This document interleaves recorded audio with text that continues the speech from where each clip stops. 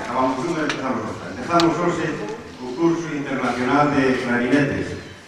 Como saben, facendo 3-4 anos atrás, 5 anos, un perda a conta. E nada máis, benvidos a todos, gracias por estar aquí, por seguir apoiando estas iniciativas da Unión Musical de Baleares. Nada máis, non teño maneira de decir, entre Noelia, que é a directora do curso, e Socas, que é como se fora da casa, sabe, os anos que levas aquí entre nós, pois van a facernos a exposición do traballo que hai previsto para toda esta semana. Gracias. Foi unha ocupación, isto foi unha invasión, o sea, foi desplazar todas as actividades do propio centro para que a Unión Musical de Baleares fixera os cursos tanto a semana pasada de saxofón como os de clarinete. E agradecer o apoio das administracións, tanto o Concello de Vigo, que nos patrocinou estes concertos que tuvemos o venres en Vigo na Teatro Fundación, o Flash Mob que tuvemos onte na plaza, bueno, ao final foi ali no Cideno. Temos un concerto de clarinetes que patrocina o Concello de Vigo, Clarinete Rock, que fará miércoles, non? Miércoles 17 na Plaza da Princesa, patrocinado polo Concello de Vigo. E o curso en sí de clarinetes está tamén subvencionado e patrocinado pola Xunta de Galicia, pola Consellería de Cultura. E nada máis, gracias e agora xa deixo. Vale, ben, vai empezar o programa dos profesores máis importantes que hai no mundo, que é Robert Spring. Un luxo, teño que agradecerle profundamente a Selmer, que foi quen patrocinou o que ele puder estar aquí.